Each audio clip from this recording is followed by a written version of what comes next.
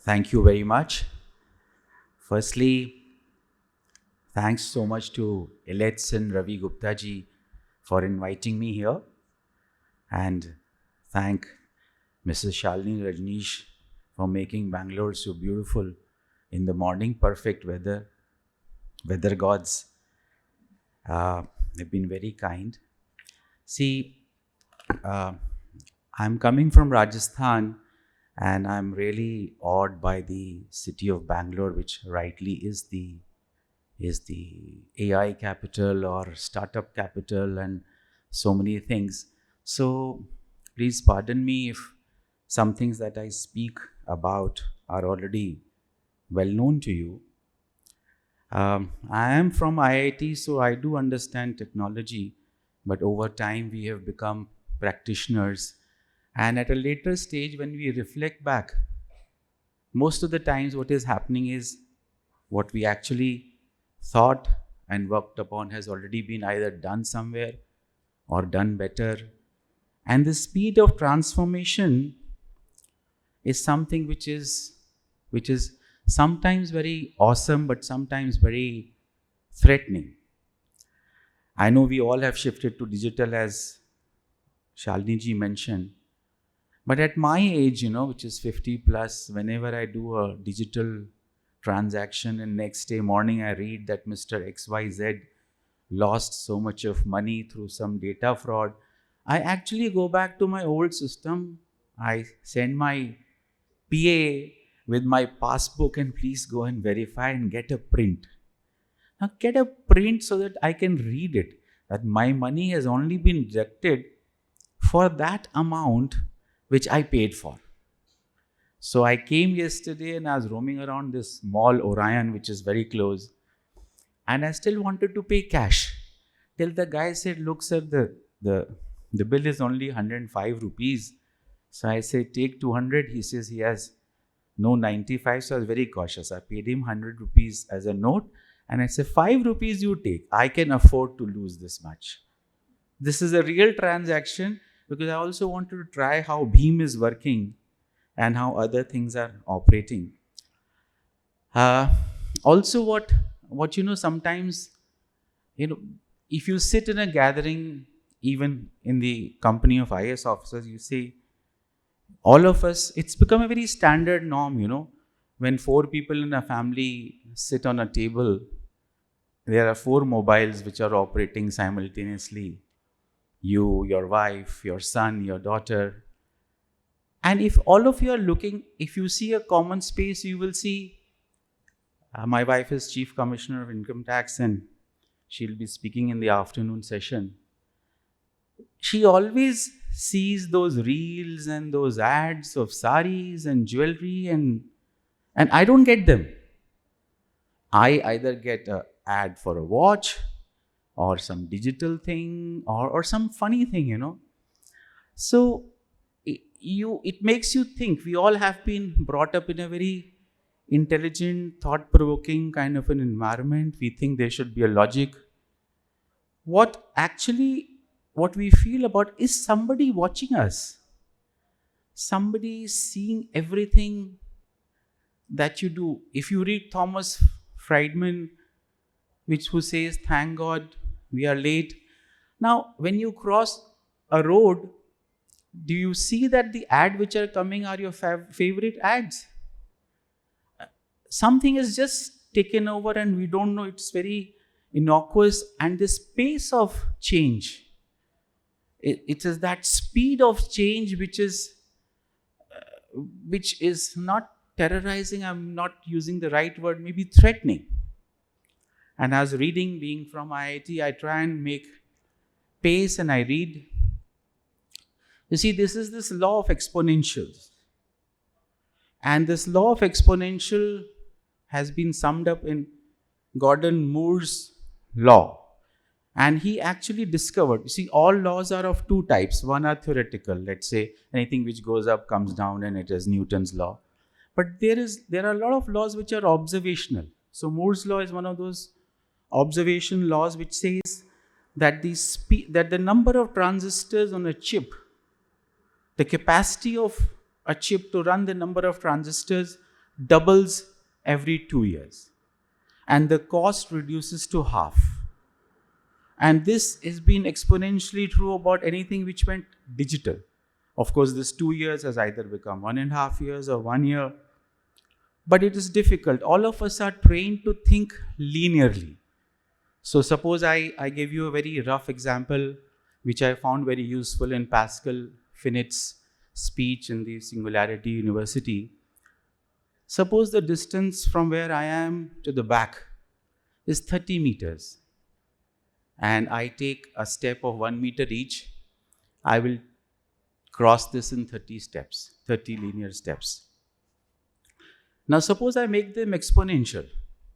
Please pardon me, all of you are far more mathematically and otherwise intelligent than I am. But I'll raise a very simple question. Suppose I take 1 meter 30 exponential steps.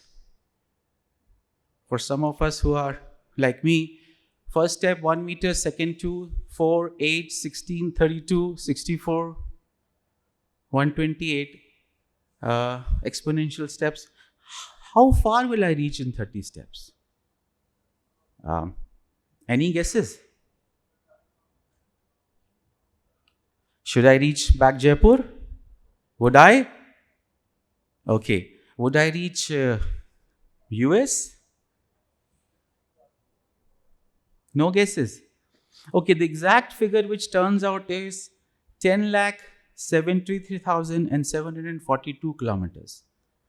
I will reach the moon, 384,400 kilometers. I'll come back and I'll still have 244,000 kilometers more.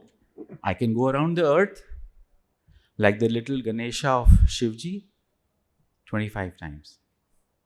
Now this is one way, because my mind has always been trained to do 1 plus 1, 1 into something, but it's never told me how much is 1 plus 2 raised to the power of 29. And this is the pace how change is happening. So we are lost. At least I am lost. And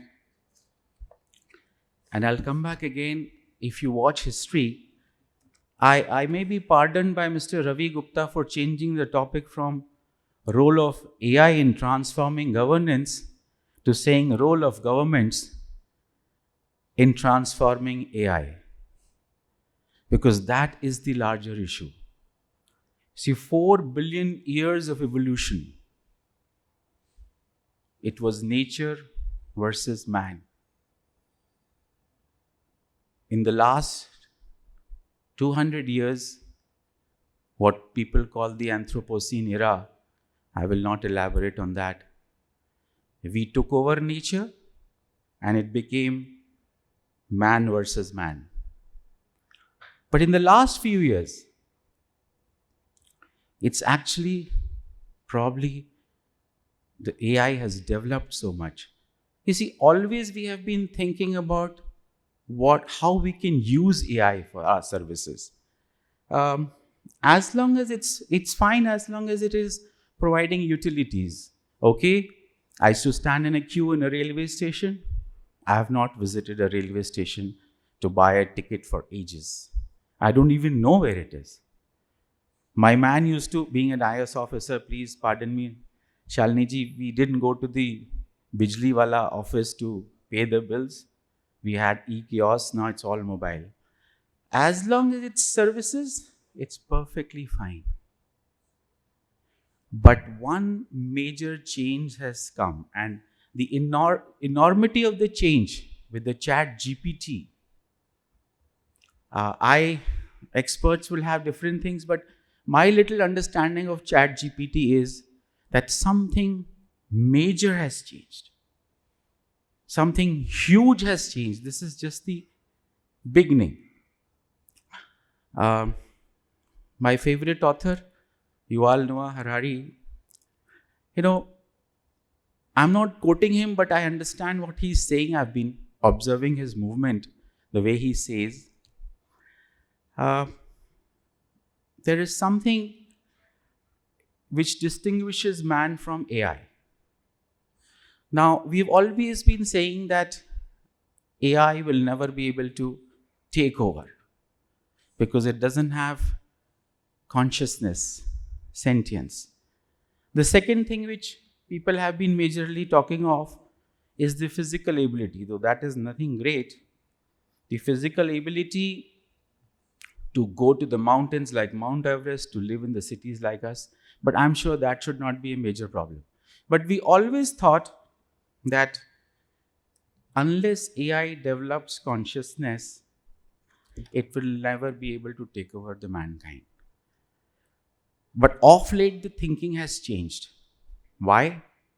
Because with Chat GPT, the AI has mastered the ability to do language for us. And language not typically in terms of words, but in terms of words, images. It can write poetry. It can do arts. All the things we always thought were human. And human meaning gods. We created gods. We created the human rights. We created the social system. We all live with a social prism. So what the food we eat, the clothes we wear, preferences we have, choices we make. Now these choices could be political. The books we read, the scriptures, the religion that we follow, they were all human.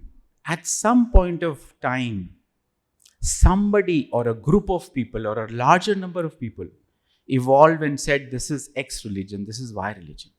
This is communist philosophy, this is capitalist philosophy. Of course, sometimes when they were not able to explain, our religious gurus or said, I am son of God. I went to this mountain and inspiration came to me from here. Hammurabi's code. I won't quote any religion because it's difficult for me to move from that place to this place. Or laws, constituent assembly, people, culture. So all these things were controlled by humans, for human. You had the choice. But what happens if very slowly at some point of time, the non-humans take it over?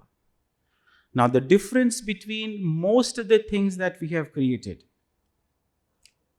and AI is that AI has the ability to improve itself. Which means, let's say chess. The day the best human mind was defeated by a computer, today we can say with confidence that no human, the best of human, cannot defeat a computer and AI in chess. Will the day be far when we can say these things for others? Can they actually understand human beings by, and what they do is, what the AI has the capabilities that it will interact with us, understand how we work. If you've seen this movie called Ex Machina, has anybody done? It's an old movie, 2014.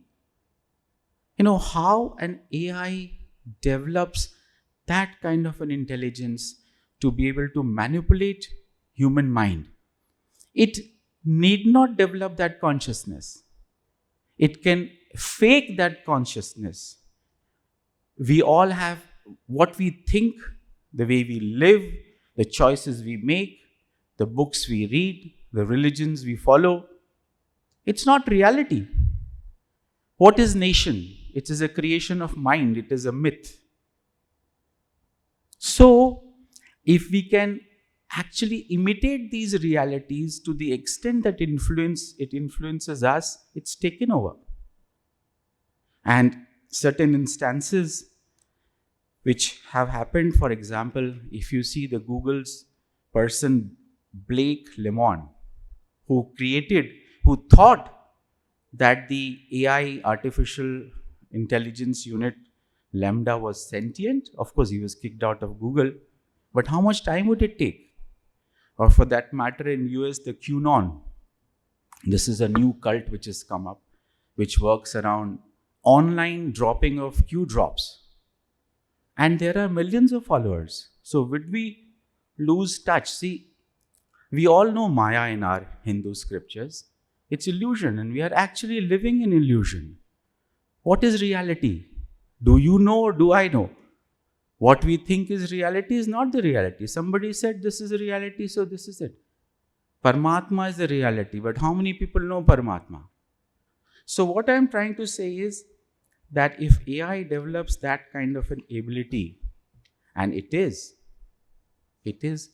developing slowly and slowly, but that slowness is at an exponential scale, which I mentioned, which is unimaginable. So 1 plus 2 to the power of 229, or that is one formula. It could be a better and a bigger formula.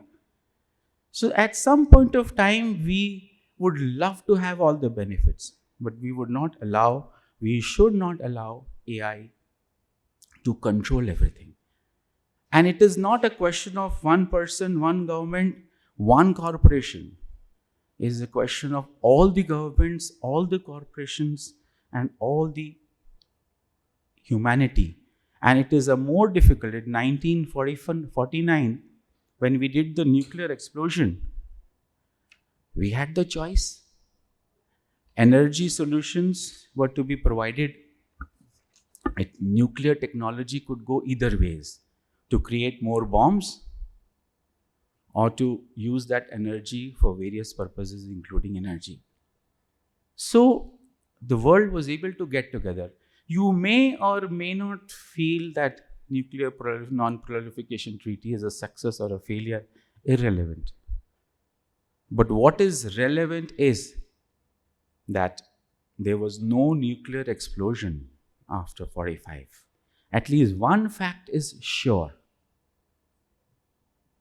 The difference between AI and nuclear technology was that the nuclear technology could not improve itself on its own, which may not be true for the AI. So this AI threat is very surreptitious. It will come slowly. It is coming already. And if not controlled at the right time, with the right number of people, with the right amount of impact, it may just have crossed that threshold of control. So what I wish to say is that the governments, and Bangalore is the capital, you are the ones who are generating. So and some of you may not know what impact it will have, because you have created something, it's growing on its own, and you have no control.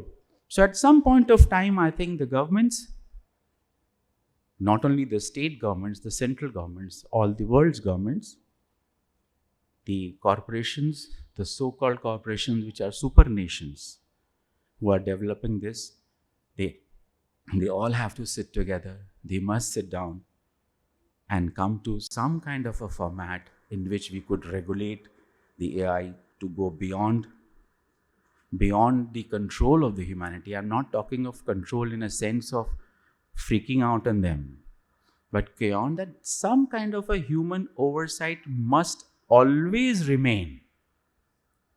And then, thank you so much. I think I have overshot my time.